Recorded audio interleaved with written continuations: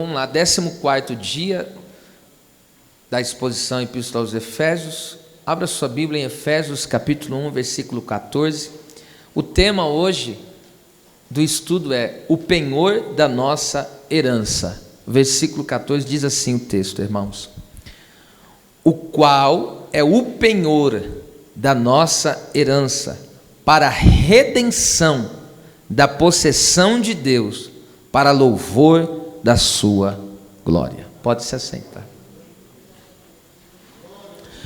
Paulo termina como iniciou este cântico de louvor, que nós chamamos de doxologia, bendizendo e glorificando ao Senhor. Sendo assim, o propósito final de todas as coisas e do plano da salvação é a glória de Deus.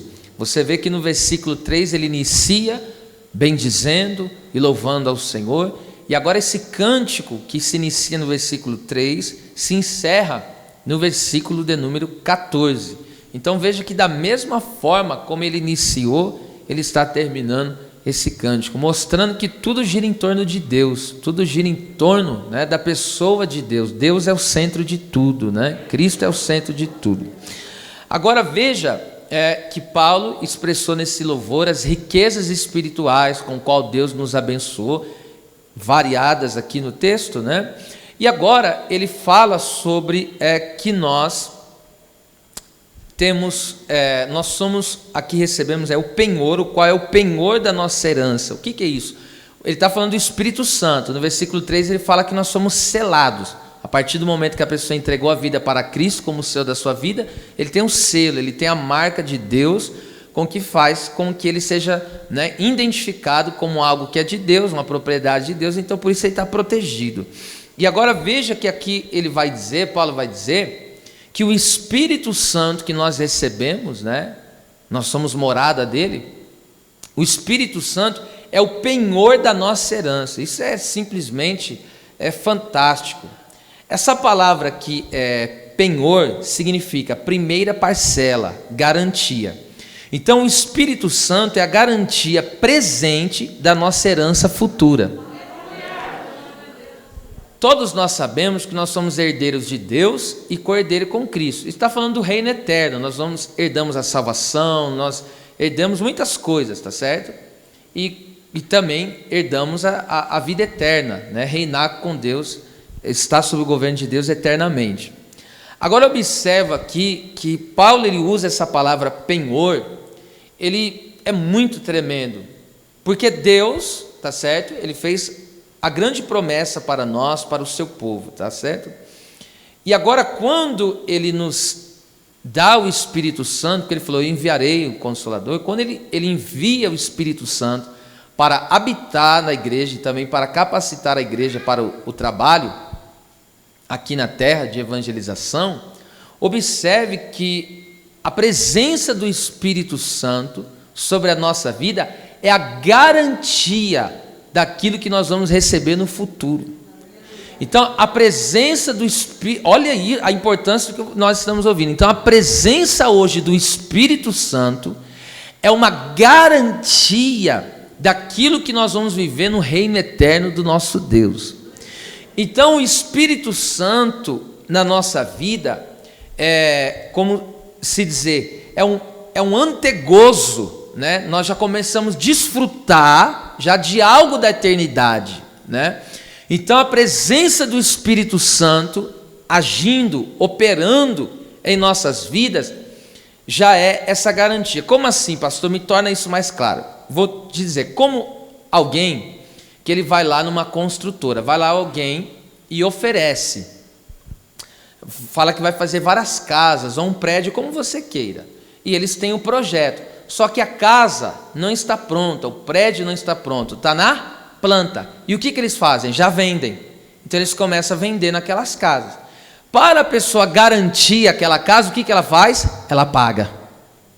Ela dá o quê? Uma entrada, que é a garantia que fala que aquela casa é dela. Só que já pegaram. Só que a casa, presta atenção, a casa ainda não está pronta. Não está pronta, mas já tem o quê? Uma planta, já tem um projeto. E aí o que você faz? Quando você dá entrada nessa casa, que não está pronta ainda, mas está em andamento, tá certo? Quando você dá, o que você sente? Quando você compra ela, ao dar a entrada, você já se sente feliz. Você já fica o quê? Alegre, pô, eu tenho uma casa. Então o Espírito Santo, presta atenção, o Espírito Santo é essa garantia da nossa morada eterna. Pegaram esplendidamente. Agora veja só, volto a dizer, ó, o Espírito Santo, habitando em nós é a garantia, o antegozo da nossa morada eterna. Veja o que Jesus falou em João capítulo 14, versículo 2, né? A partir do versículo 1 ele falou, ó, não turbe o vosso coração, credes em Deus, credes também em mim. Olha o que ele diz, na casa de meu Pai há muitas moradas, se não fosse assim, eu não vou-lo teria dito, eu vou preparar lugar. Esse preparar ali que ele usa, esse preparar significa fazer as preparações necessárias e deixar tudo pronto. Então Cristo falou, ó, já está na planta, mas eu vou lá deixar a casa pronta. Então, olha só, olha a garantia que eu te dou que você vai entrar na casa. Eu te dou a presença do meu Espírito, o Esparacachéria. Então o Espírito é dado à igreja como garantia da nossa entrada na nossa casa celestial. Que coisa tremenda! Então veja só, Cristo foi deixar o quê? Ele pegou e falou, eu tenho uma casa, tá certo? Então como garantia, eu deixo o meu Espírito aí. Então você já pode ir gozando, tendo a certeza que vocês têm uma casa. Então vocês já vão o quê? Já vão se alegrando. Então a presença do Espírito Santo na nossa vida já vai trazendo uma prévia. Você já viu até as pessoas, como que alguém chega e louva assim, eu tenho saudade de casa. Mas como que eu tenho saudade de casa se eu nunca fui para lá? Já é o antegozo. Porque o Espírito Santo é da onde? Ele é Deus, ele é de lá, então ele sabe como que é lá. Entende? Então o Espírito Santo já transmite a nós o gozo da eternidade. Isso é muito violento. É por isso que nós temos a alegria da salvação, porque o Espírito Santo é a garantia da nossa entrada nessa morada que Cristo assim foi nos preparar. Então veja só que coisa tremenda. Jesus, ele foi preparar o lugar, ele foi deixar tudo preparado. E o Espírito Santo é a garantia deste lar celestial. Por isso que no mesmo João 14, se você olhar o contexto, Jesus pega e diz, ó, não vos deixarei órfão, enviarei o Consolador, ele estará convosco e habitará em é dentro, ó, e habitará em vós, tá certo? Então agora que coisa tremenda, oh meu Deus, eu quero glorificar ao Senhor aqui nesta noite, porque Ele nos deu, a maior garantia que nós temos da vida eterna, hoje é a presença do Espírito Santo na nossa vida. Então esse é o nosso penhor, entende? Penhor já disse, você poderia ser traduzido como garantia. Então essa é a garantia que nós vamos receber, presta atenção, uma herança eterna. Agora nós só recebemos uma parte, nós só temos uma parcela, é só uma mínima parcela nós temos, mas daqui a pouco nós vamos receber a casa toda, a herança toda. Meu Deus, eu tive que usar essa ilustração porque eu entendi que caberia bem aqui. Então é isso, então hoje nós só temos só uma pequenininha, se comparado ao que nós vamos viver na eternidade, a herança que nos está preparada, hoje nós só temos uma vírgula, só uma vírgula, entende? Só uma vírgula já é tremendo, se comparado ao que nós vamos viver na eternidade. Então, agora o crente que sendo habitado pelo Espírito Santo, ele tem essa garantia, tá certo? Dessa herança que ele vai receber, não pela metade, não um pedaço, ele vai receber toda a herança que o Senhor assim tem preparado. A palavra herança, vamos lá, a palavra herança significa aquilo que é recebido. Veja só, nós temos uma tipologia tremenda do Antigo Testamento sobre a obra de Cristo. Por exemplo, Moisés é o tipo de Cristo que nos liberta do pecado. Lembra que o povo estava escravizado no Egito, que representa o mundo? O faraó representa o diabo, os soldados de faraó representam os demônios. E aquilo que o povo de Israel fazia no Egito, todos os dias, né, eles faziam as mesmas coisas. Fala do homem no vício, né? Então, quando Deus levanta Moisés para libertar o povo de Israel, representava Cristo que iria nos libertar. Agora tem uma segunda fase. Então, o povo foi liberto nos tempos de Moisés, que representa Cristo, que nos libertou do pecado, das mãos do diabo. Só que agora o povo não tinha terra. O povo foi liberto, mas está sem terra. E como que eles vão para a terra? Entra Josué. Então Josué é o tipo de Cristo que nos introduz na terra, na herança. A terra é nossa herança, faz parte da nossa herança, tá certo? Então, Moisés é o tipo de Cristo que nos libertou, tá certo? Hoje nós temos, né, certamente, Cristo nos libertou. E Josué, o Josué que introduz, ele vai e vence os inimigos, entende? Tira os inimigos da terra, e para que o povo venha ter uma herança, isso representa o que Cristo fez, entende? Cristo tanto nos libertou, como venceu os inimigos, e agora nós podemos entrar em posse da terra prometida. E a terra prometida, você sabe que não é essa terra, embora ainda nós vamos passar uma temporada de 1000 anos com Cristo nessa terra, reinando num reino de justiça, para depois se consumar o reino eterno. Agora veja só, que coisa tremenda. Em Josué, capítulo de número 5, versículo 13 ao 15, olha que coisa tremenda aqui a respeito da herança. Josué recebe a mensagem: passe esse Jordão, eu serei contigo, você vencerá os inimigos, e assim introduzirá o meu povo na terra. A Bíblia diz que o primeiro obstáculo foi o Jordão, venceram. O segundo obstáculo era Jericó, as muralhas. Era uma muralha descomunal, que o povo de Jericó se vangloriava daquela muralha como que se ela fosse invencível, impenetrável. E Josué ainda não sabia o que fazer para vencer aquelas muralhas. E de repente ele estava ali fazendo a vontade de Deus, estava o acampamento, o arraial de Israel, todo o exército, né, frente à muralha. E a Bíblia diz que o anjo do Senhor, que era o próprio Deus, né, ali Cristo encarnado, o próprio Cristo, que ainda não era conhecido assim, porque ele era um mistério oculto, né, ele vinha como anjo do Senhor. E eu sei que era o próprio Deus, porque anjo nenhum pode receber adoração. E esse anjo aqui, ele recebeu reverência e adoração. Você nunca vai ver na Bíblia um anjo recebendo adoração. O anjo não pode ser adorado. O único que é adorado é Deus. Só que esse anjo aqui, o anjo do Senhor que apareceu para Manoá, que apareceu para Abraão, que apareceu para Jacó e tantos outros, esse anjo aqui, ele recebia reverência e adoração. Por isso que nós entendemos que ele era o próprio Cristo, tá certo? Agora veja só que coisa tremenda, pré-encarnado. Agora veja só, quando Josué estava lá, o Senhor veio de forma humana, ele veio como anjo do Senhor, mas não veio como anjo de asa, ele veio em forma física, tá certo? E ali Josué não sabia quem era, porque ele nunca tinha visto aquele homem. E de repente Josué pegou, porque aquele ser estava com a espada desembainhada, porque Deus está sempre pronto a guerrear pelo seu povo.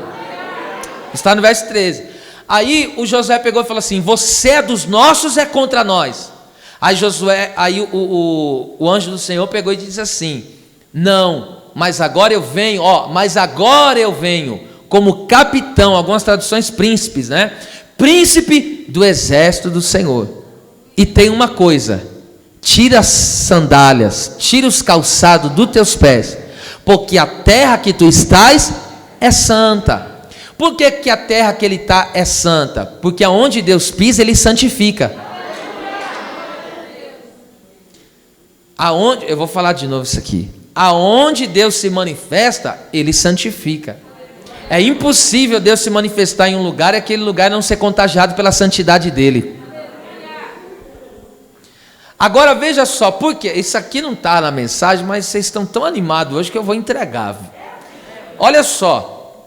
Quando Deus fala para ele, tira a sandália dos teus pés, porque o lugar ali no original significa lugar de residência. Então, aonde Deus se manifesta e santifica, ele faz morada. É por isso que nós se tornamos casa. Ele não se manifestou e nós não santificou? Hoje nós somos o quê? Casa dele. Agora veja só, olha o que Deus falou, Josué, você está na minha casa. E para você entrar na minha casa, você tem que fazer o quê? Tirar as sandálias, porque naquela época só ficava descalço quem era servo. Então Deus falou: para entrar na minha casa tem que ser servo. Ninguém permanecerá na minha casa sem disposição para me servir. Aí Deus está dizendo para ele: para estar na minha presença, para estar na minha casa, tem que ser totalmente dedicado a mim, Josué. Isso é uma adicional, não estava na mensagem. Isso aqui é outra mensagem que Deus me deu, não tem nada a ver, mas aqui encaixou e é por isso que eu estou entregando. Agora veja só, por que Deus fala para ele então, descalça? Irmão, isso aqui é uma revelação muito poderosa. Por que Deus fala para ele, descalça os teus pés? Sabe por quê? Porque a questão de Josué introduzir o povo na terra, não era Josué que estava fazendo isso, era Deus. Josué não tinha condição de introduzir o povo de Israel, Josué por Josué, ele não tinha condição de introduzir o povo. Quem iria fazer essa obra era Deus. Assim como Moisés não tinha condição de libertar o povo. Quem foi que libertou o povo? Foi Moisés? Não, foi Deus usando Moisés, ele só foi instrumento. Então observe isso aqui, é muito violento isso que eu vou falar para vocês, por isso eu quero que você dobre atenção. Antigamente em Israel, em que momento se descalçava? Em que momento? Isso está escrito, você anota aí, em Deuteronômio 25, o versículo do 5 ao 10. É o momento onde se cumpria a lei do parente remidor. Alguns vão falar levirato também, que cabe aqui. O que era a lei do parente remidor? Presta atenção.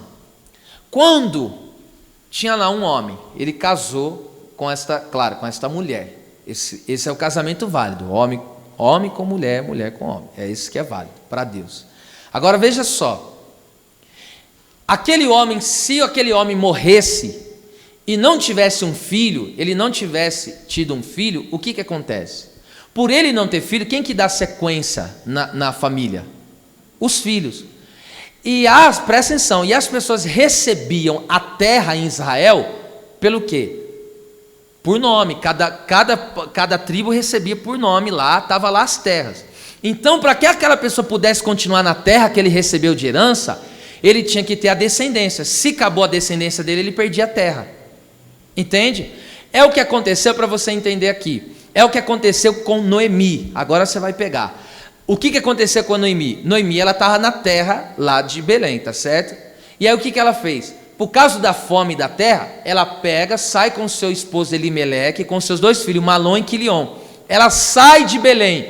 O que aconteceu? Toda a terra dela ficou para lá. Toda a terra ficou em Belém. E o que aconteceu? Alguém tomou posse da terra dela. Alguém tomou posse, alguém tomou o lugar da terra, alguém foi e pegou a terra dela. Então ela não tinha mais terra, ela estava desterrada. Agora veja só, ela fica lá nas terras de Moabe. O que aconteceu com ela? Morreu o marido, porque sair fora da direção de Deus vai morrer muita coisa. Então morreu o marido, morreu os 2 filhos, e detalhe, os 2 filhos Malom e Quilion casou, tá certo? Casou com Orfa e com Ruth. E aí o que aconteceu? A Noemi agora não tinha nada, sem eira e nem beira, tá certo? E aí ela pega e fica sabendo que Deus visitou Belém, que Deus visitou o povo. E a terra voltou a ter fartura de novo, assim seja. E ali veja só, a Bíblia diz que ela pega e agora volta. E como que ela volta? Sem nada, sem terra, ela não tinha nada, ela não tinha, porque ela perdeu tudo, tá certo? E agora detalhe, como ela tinha perdido tudo, tá certo? Ela não tinha mais nome em Israel. A terra dela foi perdida, ela não tinha mais nome em Israel, ela não tinha mais herança em Israel. E o que aconteceu?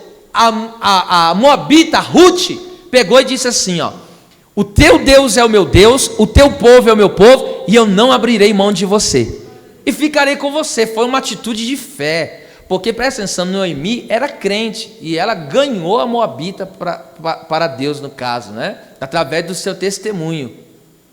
Agora veja só, elas voltam para a terra. O que aconteceu? Ela estava vivendo como escrava na própria terra, ela estava vivendo como uma pessoa sem terra, na onde era dela.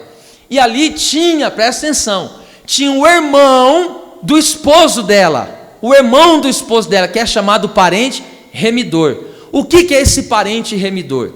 Esse parente remidor, ele poderia pegar, poderia ser tanto a Noemi, como no caso a Ruth aqui, que era o esposo dos filhos dela, tá certo? Então esse parente remidor, que no caso era Boaz, ele poderia casar com Ruth, e quando ele casasse com Ruth, ele poderia pegar de volta todas as terras que ele teria perdido.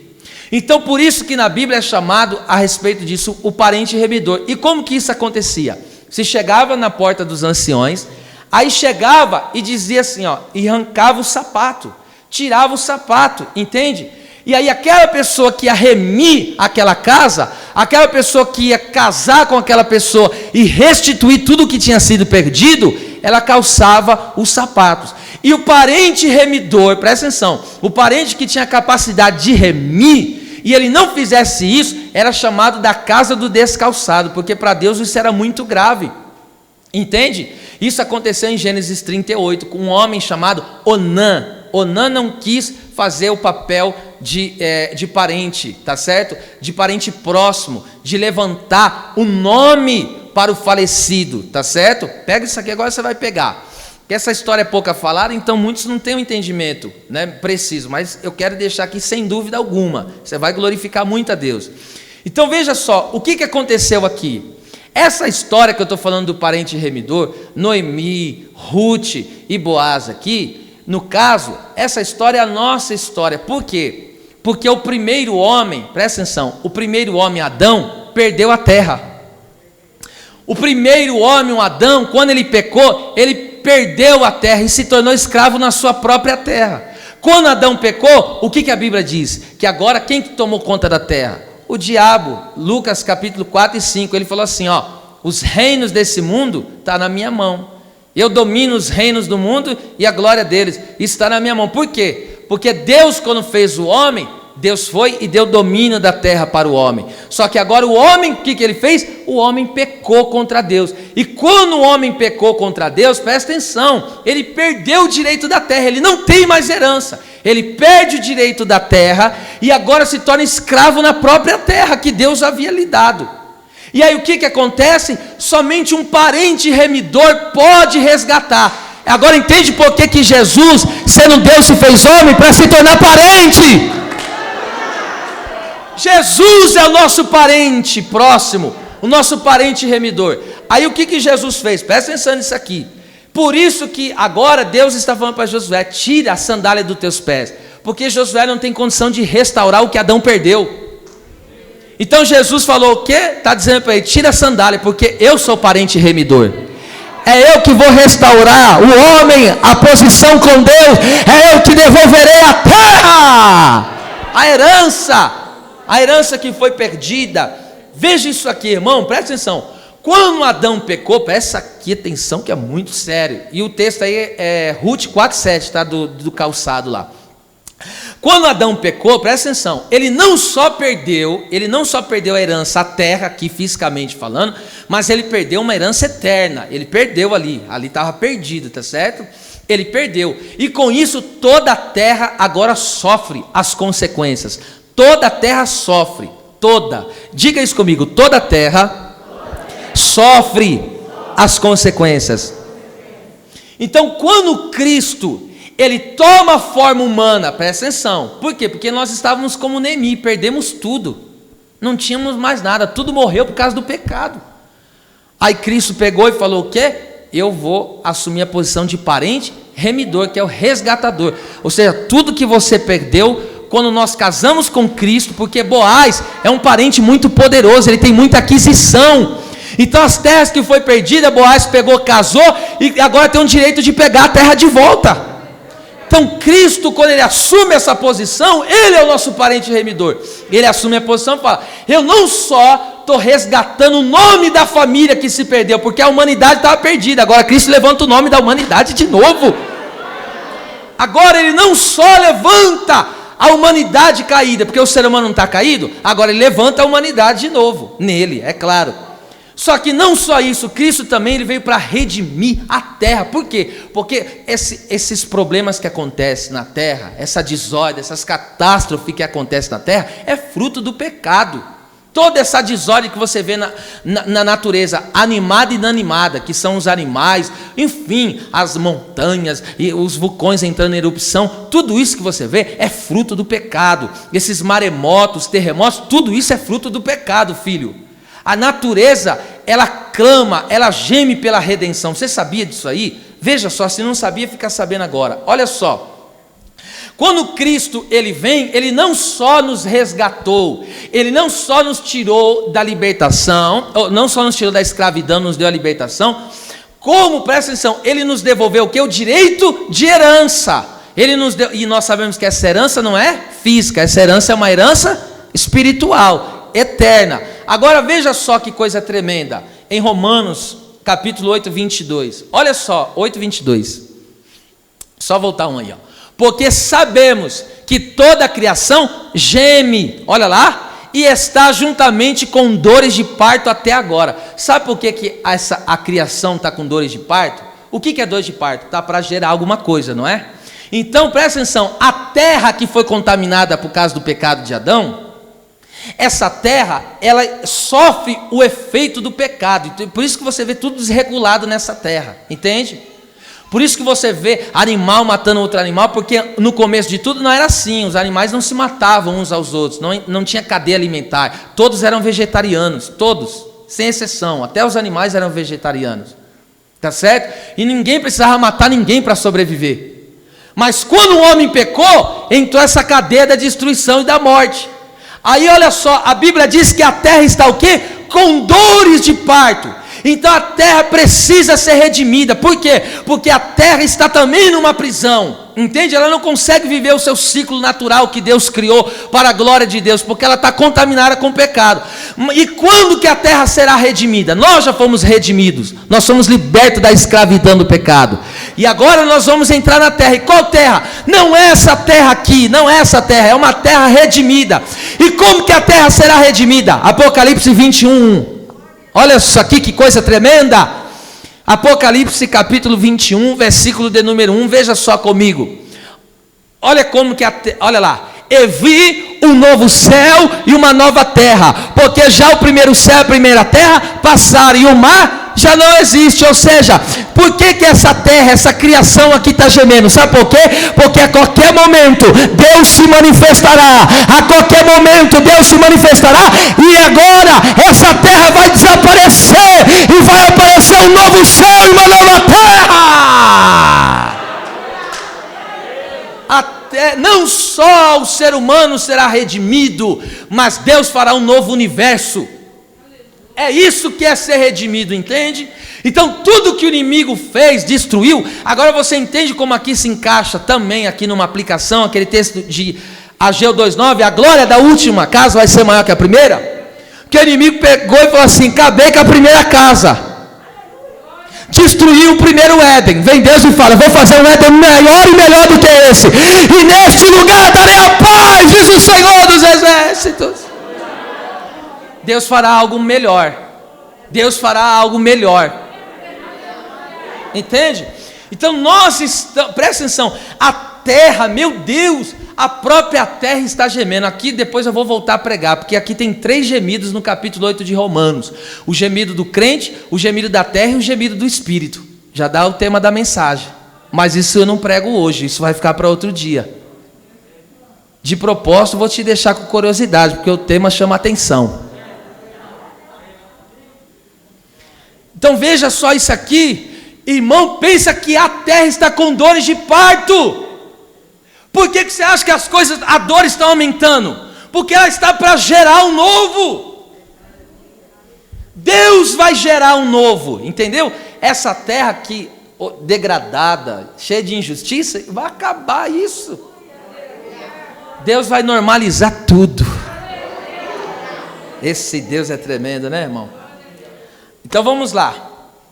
Já pegaram aí porque que Josué teve que tirar o sapato, né? Porque ele não poderia redimir, somente Cristo pode redimir a nação, o homem e a terra, somente Jesus. Agora veja isso aqui comigo: para a redenção da possessão, diga isso, é pedagógico, para a redenção da possessão. A palavra redenção, pega isso aqui, significa uma libertação efetuada pelo pagamento de resgate. Vou repetir: redenção é uma libertação efetuada pelo pagamento de resgate. Então presta atenção, nós os filhos de Deus seremos plenamente livres de todos os efeitos do pecado. Cristo não nos libertou do pecado? Sim, mas o efeito pleno do pecado nós somos livres? Não, porque nós morremos ainda, o ser humano morre. E a morte é efeito do pecado. Aonde está isso? Gênesis 2,17. Lembra que Deus falou para Adão? não coma desse fruto, porque o dia que dele você comer, você morrerá. Então isso é efeito do pecado, presta atenção. Agora, em Romanos capítulo 5, versículo 2, a Bíblia diz que por causa da entrada do pecado, ou seja, a morte passou para todos os homens. Por que você acha que uma criança muitas vezes nasce e nasce morta? Isso é efeito do pecado. Entende? Por causa do pecado. Não há, entende?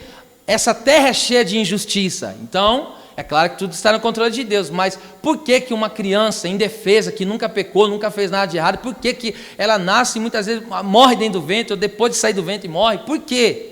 Porque esse é o efeito do pecado. Então, essa redenção aqui, a nossa redenção, ainda não está completa.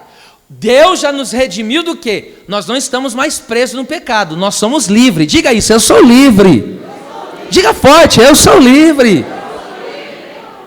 Então não é mais o pecado que nos domina, o diabo não tem poder mais sobre a nossa vida, mas o nosso corpo, essa matéria, ela envelhece, entende? Então ela fica velha, ela é sujeita a doenças, a enfermidades. Por quê? Então nós estamos esperando o quê? A redenção. Essa redenção, presta atenção, é uma redenção completa, é uma redenção total. E agora veja só, agora põe Romanos 8, 23. Olha só que coisa tremenda isso aqui, ó. E não só a terra, né? Mas nós mesmos que também temos as primícias do Espírito. O que é as primícias do Espírito? É o que eu já falei, é o penhor. Ele é as primícias. Nós recebemos já do Espírito a primeira, como se dissesse assim, a primeira parcela daquilo que vamos receber na eternidade. Então vamos lá. Também gememos em nós mesmos, esperando a adoção, a saber, lê forte aí. A redenção do nosso corpo. Esse corpo aqui, volta a dizer, ele está suscetível a doenças, a enfermidades e no final de tudo, morreu. O corpo, essa máquina aqui chamada corpo, ele está suscetível a isso. Por quê? Isso é feito do pecado. Mas o nosso Cristo, ele veio para o quê? Nos redimir.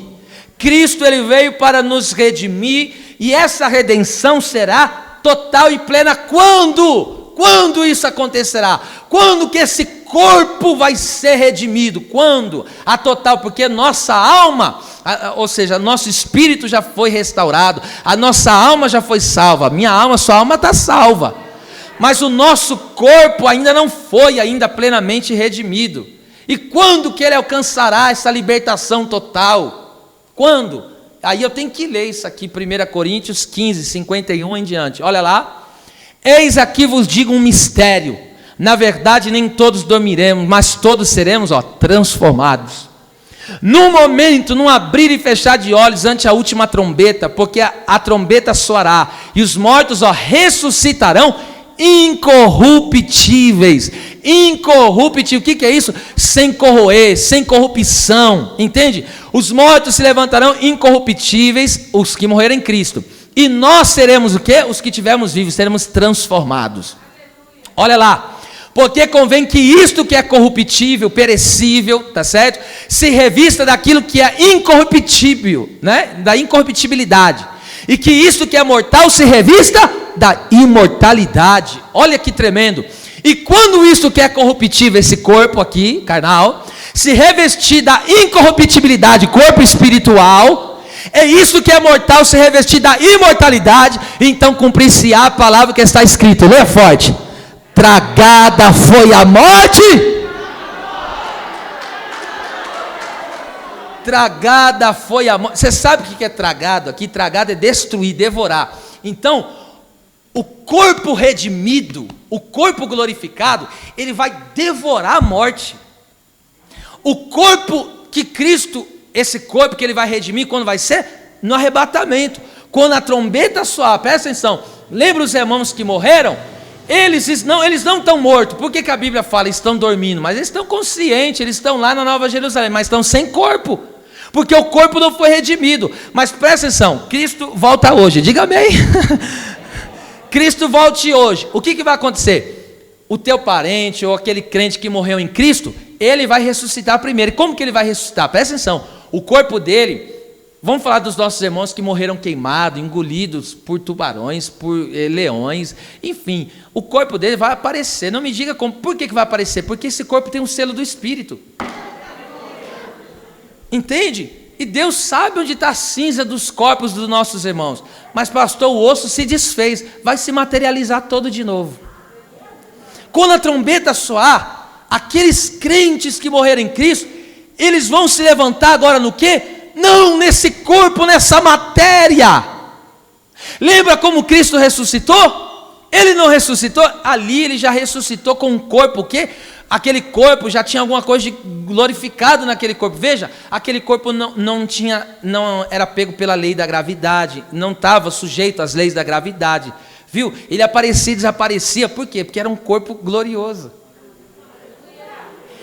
E o nosso corpo vai ser dessa matéria. Já pensou? Aí aqueles crentes que morreram, veja o que é o resgate, ô irmão. Aí a redenção do nosso corpo é o que está faltando, só o nosso corpo ser redimido. E agora está lá os crentes que morreram em Cristo. É por isso que a morte não pode nos assustar. Agora veja só, o crente vai lá, ressuscita e já ressuscita transformado. Quem estiver vivo, nem passará pela morte.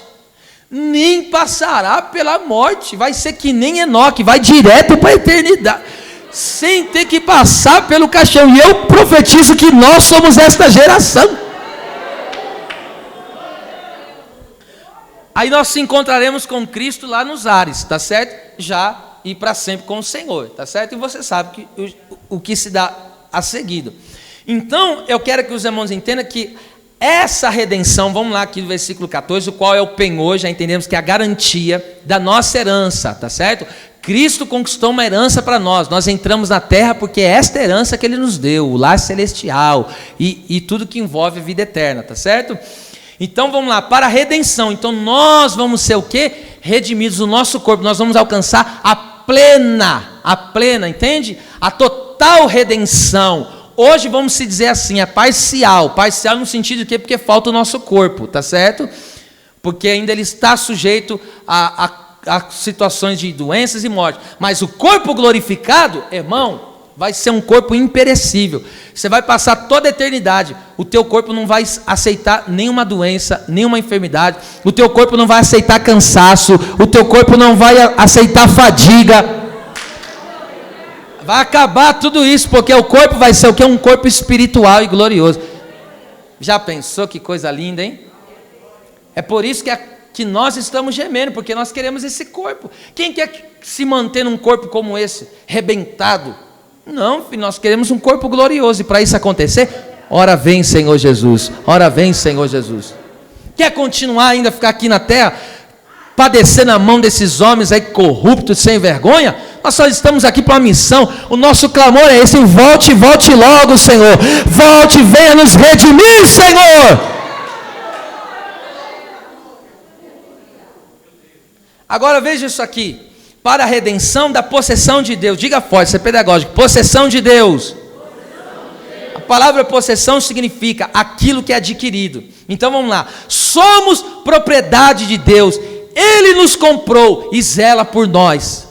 Então vamos lá, Cristo me comprou, Ele pagou o preço. Qual que é o preço do resgate? Sangue. Ele falou, é sangue que precisa? É sangue que eu dou, toma. E sangue puro, sangue limpo, sangue inocente, está aqui o sangue, pagou. Aí o que Jesus falou? Agora a humanidade é minha, a humanidade é minha. E outra, eu assumo o poder de tudo, porque todo poder foi me dado no céu e na terra. O diabo não manda mais em nada. Ele não manda mais em nada. Só para você ter uma ideia, nem a chave da casa dele ele não tem. Por quê? Porque a chave da morte do Hades e do inferno está na mão de quem? Está na mão de Deus. Nem a chave da casa dele ele não tem. Jesus fez a obra. Ah, meu Deus. Agora, por nós sermos propriedade de Deus, presta atenção, por nós sermos propriedade de Deus, o que acontece? Deus, nós somos possessão de Deus, possessão é propriedade, então nós somos propriedade de Deus, entende? Nós somos comprados por Ele. Então, quando Deus nos comprou, agora Ele zela pelo aquilo que é dele. Nós somos dele para a glória dele, tá certo? Então Ele zela por quê? Por causa da glória dele, não por causa de nós. Não se sinta frustrado com isso, mas toda a glória é de Deus. Tá? Não se sinta frustrado por isso, porque nós nascemos para isso, para dar glória para Deus.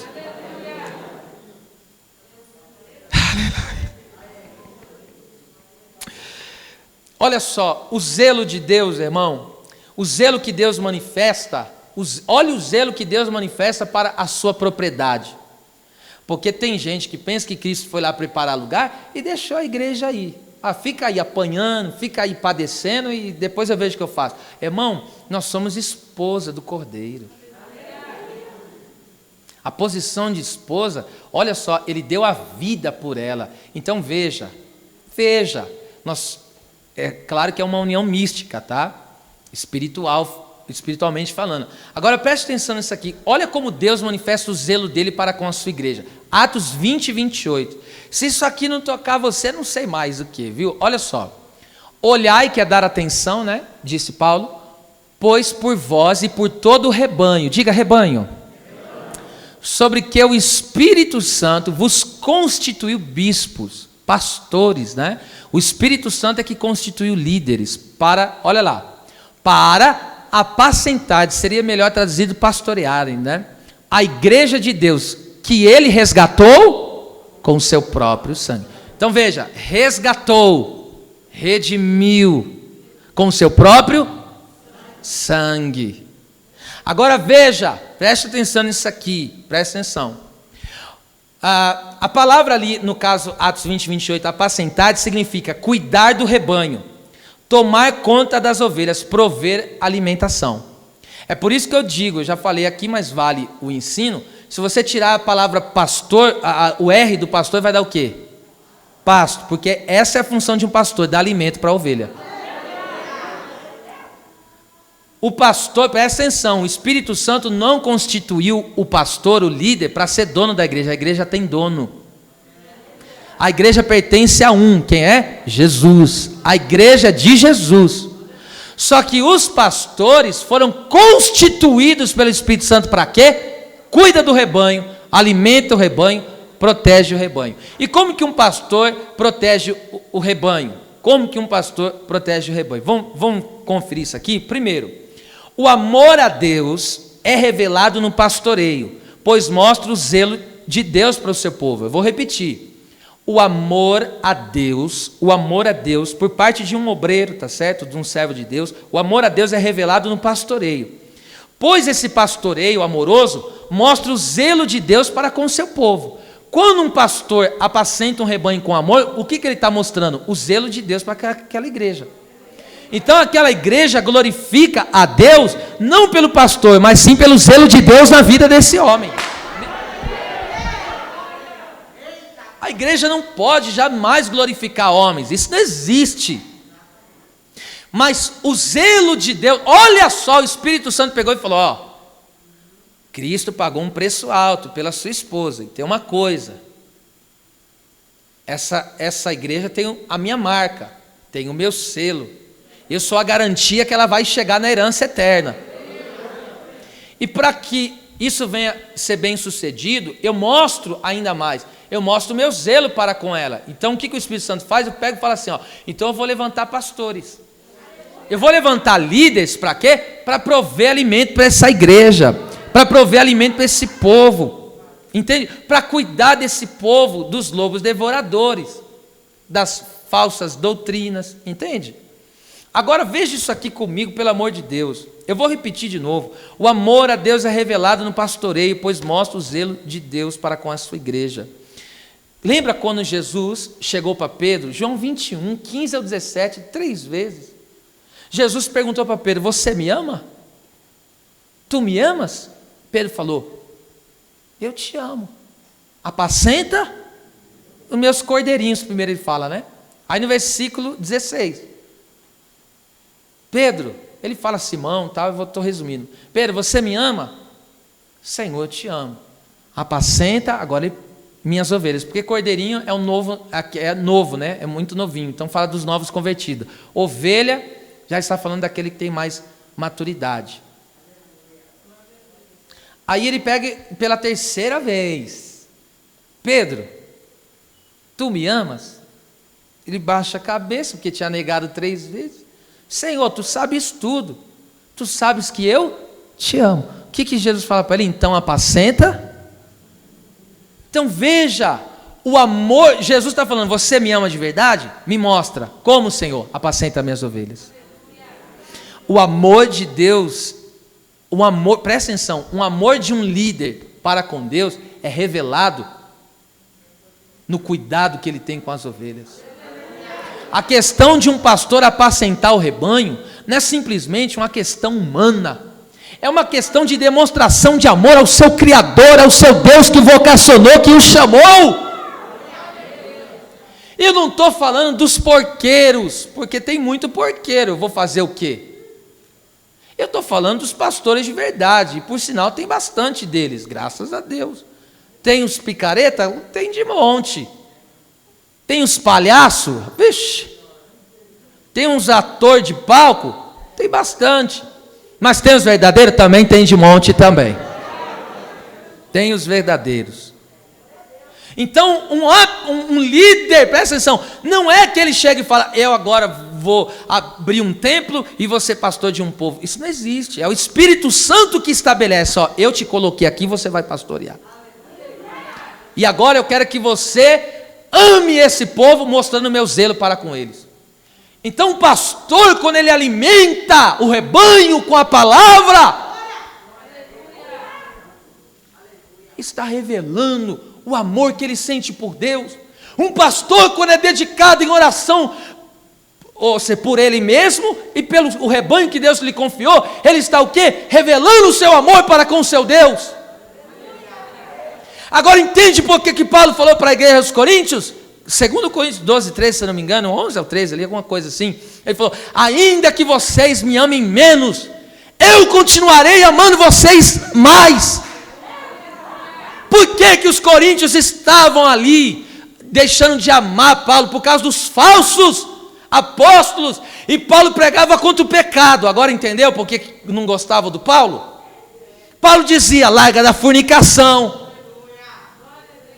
E os falsos apóstolos continuam nessa fornicação, continua do jeito que está, continua sendo pastoreado online. Se fosse hoje Paulo tivesse nos nossos dias, ia apanhar para valer. Por quê? Porque está o quê? Amando. Mas o amor verdadeiro não é verdadeiramente passar a mão no erro, não é passar a mão no pecado. O amor verdadeiro é amar a alma da pessoa. Eu prego para que você seja bem alimentado e salvo. Iracachande comanácia. Se algum, isso aqui vai uma palavra, se algum dos meus irmãos obreiros aqui um dia pensa em ser pastor, se você pensar em ser pastor para receber reconhecimento das pessoas, você está no barco errado.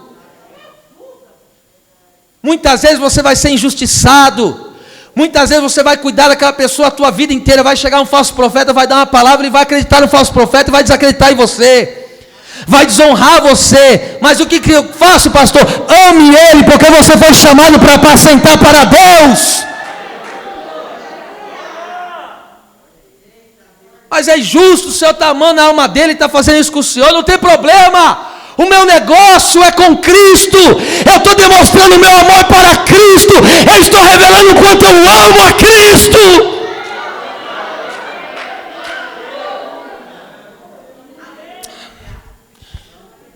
Veja isso aqui como é ingrato. Se você ficar esperando reconhecimento do homem, você está lascado. Eu estou dando uma palavra para quem um dia pensa em ser um líder espiritual. Eu faço, ninguém. Se você entrar por essa, eu faço, ninguém reconhece. Eu busco, eu amo. Você está lascado, meu.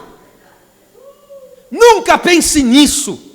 Porque Moisés, o dia que o povo pecou, Deus falou: eu levantarei outro povo, Moisés, através de ti. e vou matar todos esses. Moisés falou: Senhor, lembra da promessa que tu falaste para Abraão, porque o Senhor falou que da descendência dele que o Senhor ia fazer a obra. E tem uma coisa: se o Senhor matar esse povo, risca o meu nome do livro da vida. Eu não quero ir para a eternidade sem esse povo. Já pensou numa coisa dessa? O que ele fez? Ele deu a vida por aquele rebanho, porque o verdadeiro pastor dá a vida pelo seu rebanho.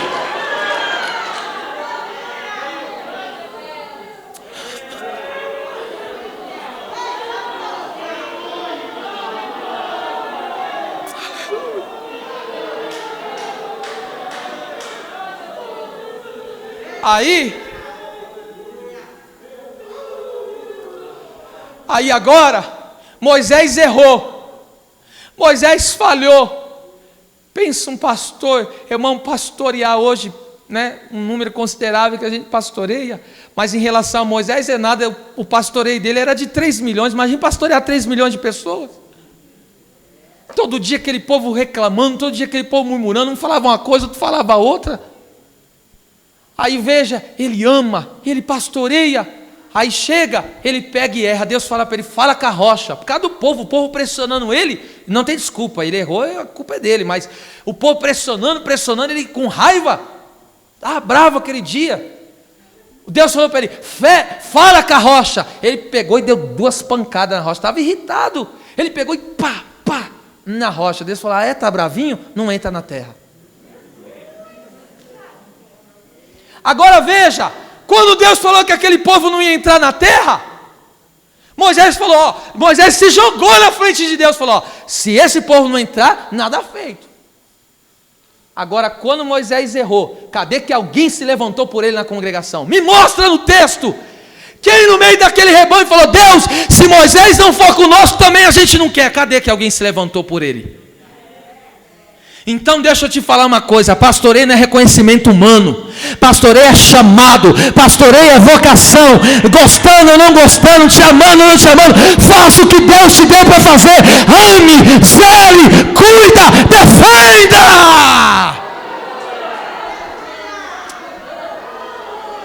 Ah, meu Deus do céu, as ovelhas do céu sentem a presença com essas coisas. Veja, um dos grandes desafios do pastoreio, sabe qual que é? Um dos grandes desafios do pastoreio, presta atenção nisso aqui, irmão. Um dos grandes desafios do pastoreio, onde revela o zelo de Deus para com o rebanho, sabe o que é? É isso aqui, ó, veja só. É 1 Crônicas 11, 23. 1 Crônicas, capítulo 11, versículo de número 23. Olha só isso aqui, gente. Então, Benaia feriu ele a um homem egípcio, presta atenção. Então Benaia feriu um homem egípcio, diga egípcio. Homem de grande altura, cerca de 2,30 metros, tá? De 5 côvados é 2,30 metros mais ou menos. E trazia o egípcio uma lança na mão, olha lá, como o eixo do tecelão. Mas desceu contra ele com uma vara, que aqui pode ser traduzido cajado também, ou bordão. E arrancou a lança da mão do egípcio e o matou com a sua própria lança. Então veja, o egípcio se levantou contra o povo de Israel, o povo de Deus, o rebanho de Deus. Aí Benaia pegou e fez o quê? Presta atenção, o egípcio estava com a lança, o Benaia estava com o quê? Com uma vara, com um cajado. E cajado e vara é o quê? Quem que trabalha com vara e cajado? Pastor. Então o que é isso? Quem que é o egípcio? O egípcio fala do inimigo que quer levar o homem de novo para a escravidão do pecado. O egípcio, presta atenção nisso aqui, o egípcio fala de voltar para o mundo e ser escravizado. Então hoje, quem que é esse egípcio? É o sistema, é as tentações. Então está fazendo o que com a ovelha? A pessoa foi liberta, mas aí vem o egípcio, vem com aquela lança dele e fala: vou pegar essa ovelha e vou levar ele para o Egito. Vou levar ele escravo para o Egito de novo, vai ser meu de novo. E aí o que acontece? Aonde se levanta os Benaia. Aí o Benaia chegou e fez o quê? Com a arma pastoral, pegou e desarmou o egípcio, foi com a vara, com o cajado. No caso ali seria melhor o cajado, porque aquele cajado tem um anzolzinho, né? Ele pegou aquela lança, já tirou da mão. Porque quando você é pastoreado, o que acontece? Quantas vezes você não está em angústia e tristeza, aí você recebe aquela mensagem do seu pastor: estamos orando por você. Quantas vezes você chega arruinado, quebrado, sem direção, aí precisa de um aconselhamento, aí o pastor vai lá e faz o quê? Te apacenta, te pastoreia, te alimenta. Aí você sai daquele aconselhamento animado, com outra visão, falando a verdade, Deus vai dar vitória. Quantas pessoas chegaram na casa do pai endividado, com a família destruída, com o casamento na lama, e foi através do que esse egípcio foi desarmado? Foi com as armas pastorais. As armas pastorais revelam o que é a capacidade do pastor? Não! As armas pastorais revelam o zelo, o cuidado de Deus para o seu povo. Quando um servo de Deus está pastoreando, eu estou te falando o que é possessão de Deus, o zelo de Deus para com a sua possessão. Quando ele pastoreia, para quê? Para que essa pessoa não seja pega por egípcio, e todo egípcio é desarmado com as armas pastorais. A pessoa, quando é pastoreada, aí hoje em dia, as pessoas, é o que eu digo, se alimentam de tudo, e tudo, e tudo, comem de tudo, entende? Vai comendo, porque você sabe que ovelha, irmão, ela come o dia inteiro, procura saber disso. Ovelha, ela gosta de comer. E você sabe, se ela come, ela defeca demais. E agora imagina, o pastor tem que ir lá, sair limpando os negócios.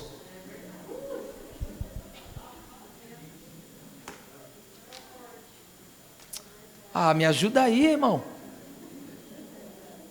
Aí sai comendo um monte de porcaria.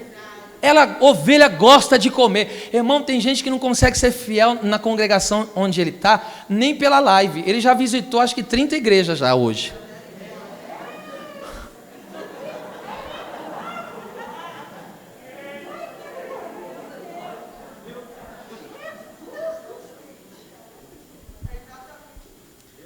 Aí ele vai no self-service. Não, essa palavra aí não está muito legal não, deixa eu ir para essa aqui. Receba a chave de carro, receba prosperidade. Ah, aqui agora está bom. Do jeito que você está, Deus está se agradando. Ah, isso aqui está maravilhoso. Aí ele coloca agora aqui, nesse culto aqui. Sai do comodismo, toma uma posição, seja crente de verdade. É duro, né, irmão? É duro. Mas é o que eu digo, o compromisso, ele permanece o compromisso com o Senhor. Então vamos lá, o crente, repete isso comigo forte, por favor, diga: o crente pastoreado não volta para o Egito. Alabara, calabachande, candarápia. Eu vou falar de novo: o crente que deixa ser pastoreado jamais voltará para o Egito, porque o pastor pega o egípcio e quebra ele no poder de Deus.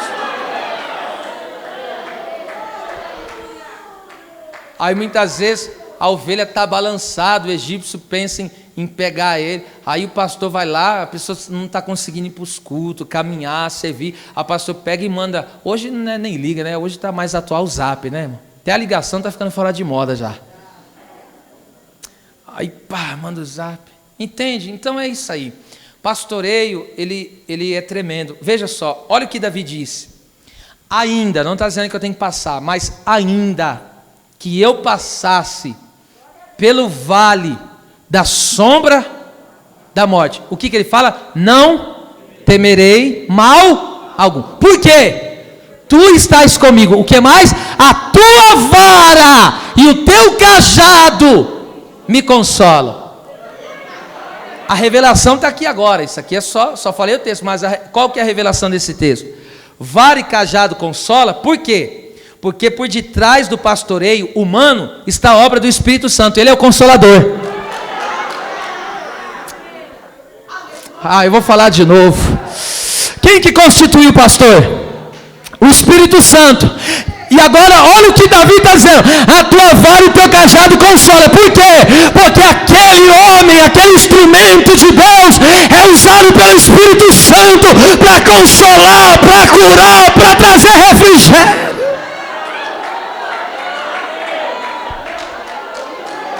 Quem Quem sente o zelo de Deus aqui, levante uma das mãos para cima. Eu vou lhe dar 30 segundos para você bradar de glória a Deus aqui. Alabacala, baixando, comanaia. Continua debaixo do pastoreio de Jesus. Continua debaixo daquilo que o Espírito Santo estabeleceu. Aquele que levantou para cuidar da sua alma. Elebidara cala baixara bacalácia. Elebacala baixara bacalabre téria téria. Uracala baixande calabasterca. Elebacaio dere me canta nebrassúbria. Tá descendo consolo aqui, ó.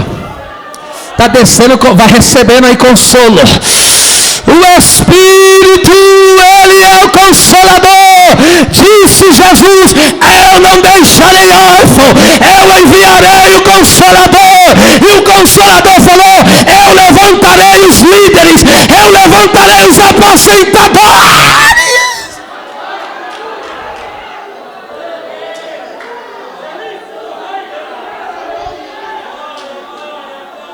Aí cada vez que o pastor Canacaxéria, Tarabaxéria,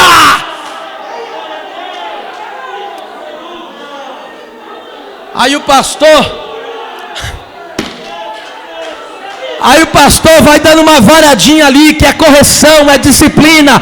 Aí o pastor também não só usa a vara, o pastor usa o cajado, que é instrumento de aproximação, porque a ovelha está saindo de perto do pastor. Aí o pastor pega e fala: está errado, vem para cá, vem para perto de mim, caminha comigo em oração, caminha comigo na perseverança. E aí quando isso acontece, o Espírito Santo fala: eu estou agindo nesse pastoreio, eu estou trabalhando nesse pastoreio, eu curo nesse pastoreio, eu liberto nesse pastoreio, eu renovo nesse pastoreio, eu restauro. Ah, meu Pai!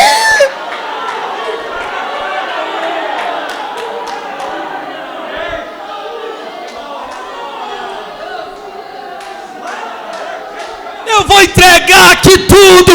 Eu tenho lá culpa que tem bode que não quer ser pastoreado. Eu vou pastorear quem quer ser.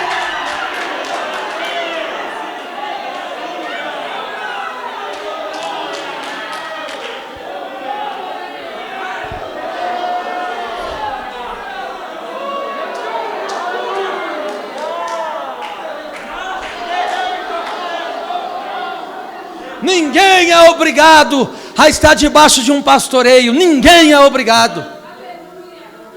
Você não é obrigado a reconhecer a quem o Espírito Santo constituiu. Você não é obrigado. Então procure o seu caminho. Procure o seu caminho. Não seja, vou entregar aqui agora, não seja uma oposição para o teu líder. Isso aqui agora vai para além aí, entendeu? Está indo para a rádio, está indo aí para a internet. Não seja uma oposição. Eu não concordo com ele, eu não gosto dele, por que está aí ainda? Um pastor não obriga, ele não empurra a goela abaixo o seu pastoreio. Faça isso, senão você vai para o inferno. Faça isso, senão eu te amaldiçoo. Sai daqui, rapaz. Quer ser pastoreado? Olha o que Davi falou: guia-me.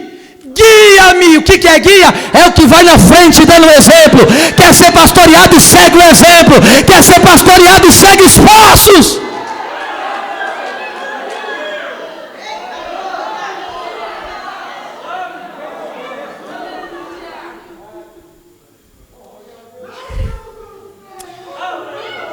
Agora, para que tudo isso acontece? Vamos lá. Vou ler todo o versículo, a parte final, para a gente encerrar. O qual é o penhor da nossa herança, para a redenção da possessão de Deus. Leia forte: para louvor da sua glória. Então preste atenção nisso aqui. Deus não admite egoísmo. Por quê? Porque a glória é dele. O que é egoísmo? É aquilo que gira em torno da pessoa. Entende? Quando algo gira em torno da pessoa, isso se tornou egoísmo, porque ego vem do eu, né? Então ela colocou ele como prioridade. E Deus não admite egoísmo. Escute isso aqui, olha bem aqui, ó. Se afaste não ajudar, olha para o óculos, olha para a gravata, dá um jeito aí. Mas escute isso aqui. Deus não admite egoísmo. Deus não admite egoísmo. Se a sua posição é puro egoísmo, você só está pensando em você, você está totalmente fora dos parâmetros de Cristo. Porque Deus não admite egoísmo. E por que não? Eu não sou dono da minha vida. Põe a mão assim, você tem que entender isso. Diga, eu não sou dono da minha vida. Por que eu não sou dono? Porque Cristo me comprou. Eu sou possessão de Deus. Para quê? Para louvor e glória minha? Para louvor e glória?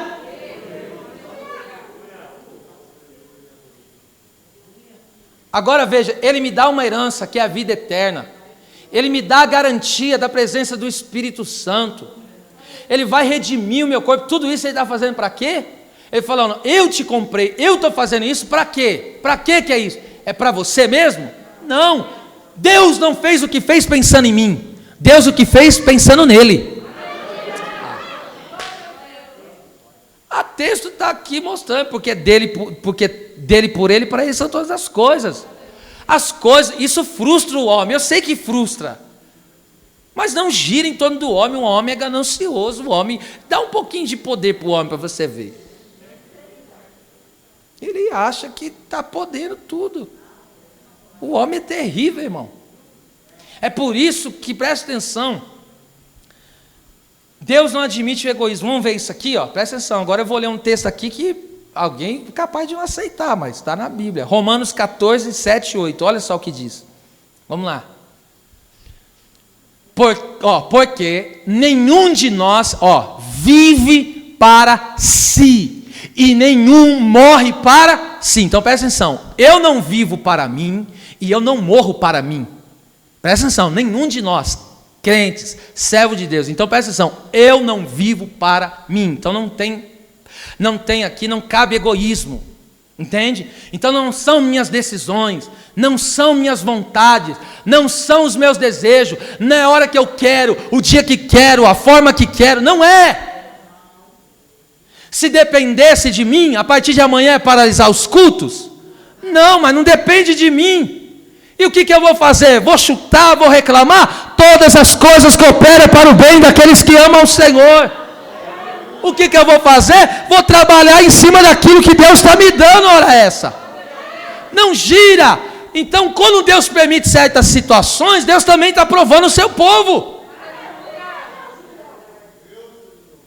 Você acha que nós estamos contentes com a injustiça que acontece no nosso país? Claro que ninguém está contente com isso. E às vezes nós falamos, mas por que? Alguns pensam, né? Por que Deus não está agindo? Irmão, não é meu tempo. Lógico que Deus está agindo, mas tudo gira em torno dele, ele que tem o tempo. Então eu não vivo para mim, eu não morro nem mesmo para mim. Agora veja isso aqui, versículo 8. Porque se vivemos, para o Senhor é que eu vivo, olha lá. Se morreremos, para o Senhor morreremos. De sorte que, ou vivamos ou morramos,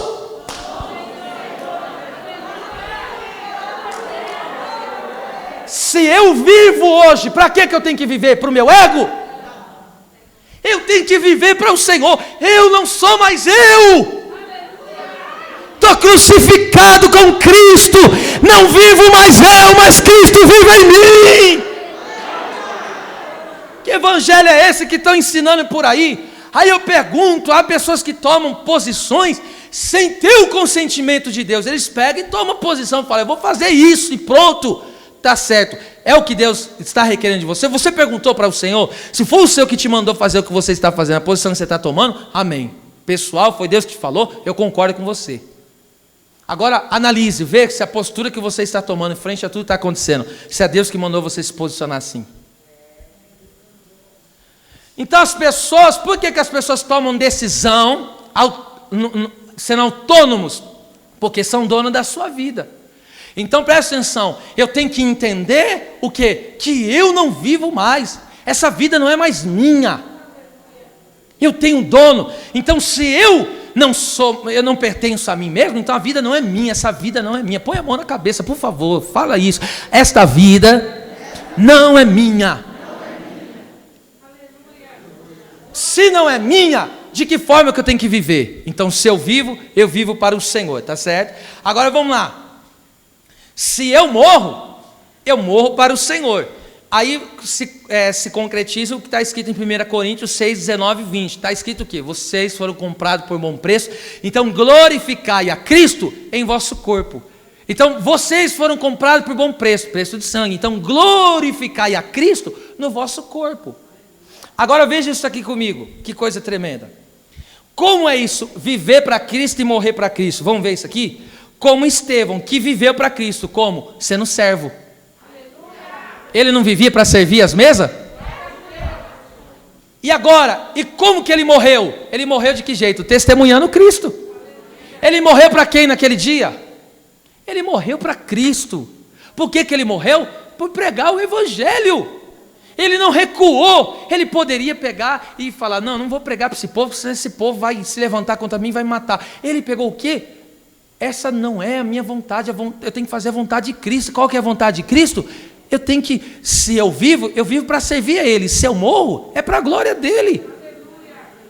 Aí alguém pega, presta atenção, as pessoas são tão egoístas, que no meio dessa pandemia, quanto que nós vemos de egoísmo? A pessoa, quando ela toma uma decisão, ela não toma pensando no próximo, ela toma pensando nela. Ela fala, eu estou me enclausulando, eu estou tomando essa posição, mas não é por causa do... Não é, fala que é por causa do próximo, eu não estou generalizando. Mas uma boa parte que a gente vê é puro egoísmo. Ela está pensando nela própria. Ela não toma uma decisão pensando, espera lá. Você pode ver, vocês viram colocando uma nota na página da internet. Quem fala hoje, cadê os noticiários? A maioria deles falando que está morrendo cerca de, segundo a Fox, Esfam Brasil, há possivelmente 12 mil mortes por dia de fome. Quem que fala isso? Me mostra alguém falando disso. Por que não fala? Estão falando que está morrendo só do Covid. Não estou dizendo que não morre, isso é terrível, nenhuma morte é legal. Mas por que não fala daqueles que estão morrendo de outras coisas? A fome, segundo Lamentações 4:9, é terrível. A Bíblia diz que é melhor você morrer de espada ou qualquer outra coisa que morre de uma vez, do que morrer de fome, porque a fome mata lentamente.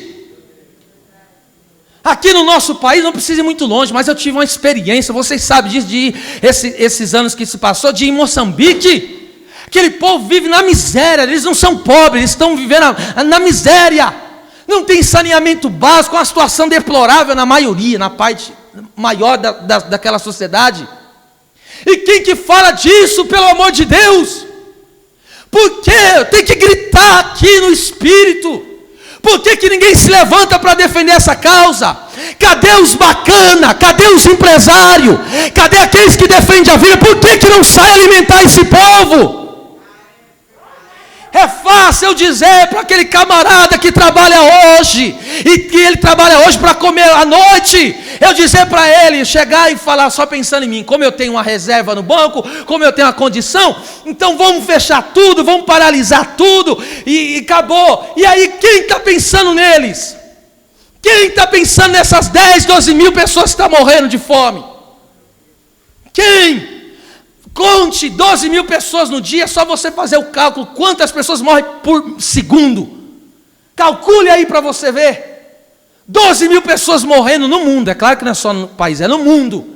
Calcule aí quantas pessoas. E por que não falam disso? É o egoísmo, é a luta pelo poder. Nós não podemos dar lado para que o homem está falando. Abre os teus ouvidos para ouvir o que o Espírito Santo está falando. Abre os teus ouvidos para ouvir o que Deus está falando. Não seja massa de manobra. Vai para o joelho e fala: Deus, o que o Senhor quer?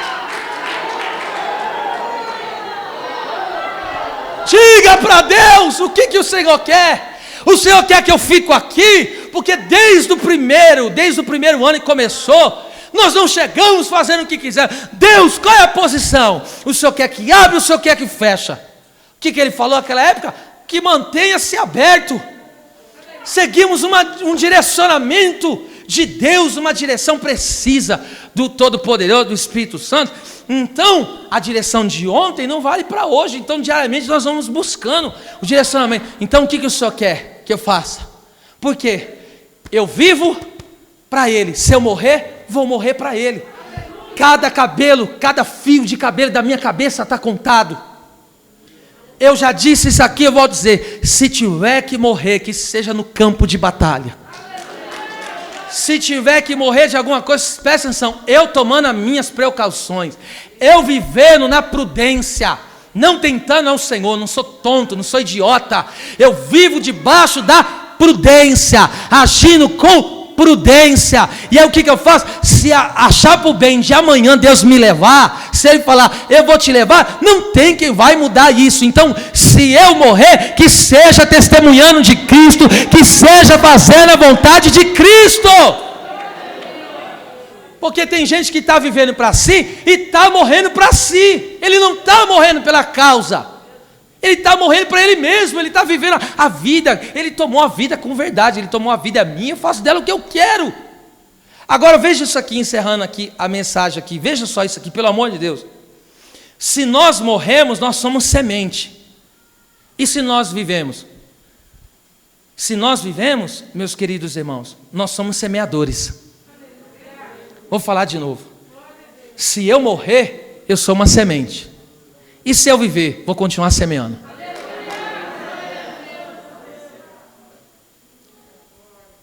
Como, aonde está escrito isso? Me prova. Claro, João 12, 24. Coloca aí as palavras de Jesus, Edmar. Olha o que Jesus disse. Está dizendo para os seus discípulos, e aqui encerra. Ele está dizendo para os seus discípulos, olha só. Na verdade vos digo que, se o grão de trigo caindo na terra não morrer, olha lá, fica ele só. Mas se morrer, olha os triguinhos, tudo aqui, ó. Por que deu fruto? Entende? Porque o crente, quando morre, ele não morre, ele é uma semente, está sendo plantado. Quando ele morre para o Senhor. Veja, vou dar só mais um exemplo, porque eu percebi que alguém não pegou aqui. Estevão, quando morreu, deu fruto? Deu. Paulo é o fruto daquilo que aconteceu com Estevão. E o que mais? A Bíblia diz que quando ele morreu, os irmãos tomaram coragem, se espalharam pelos 4 cantos. Felipe foi para Samaria, outro foi para outro lugar. Sabe o que aconteceu? O evangelho se espalhou. Mas pera lá, não matou, ele era semente. Deus semeou, meu Deus do céu, Deus semeou Estevão.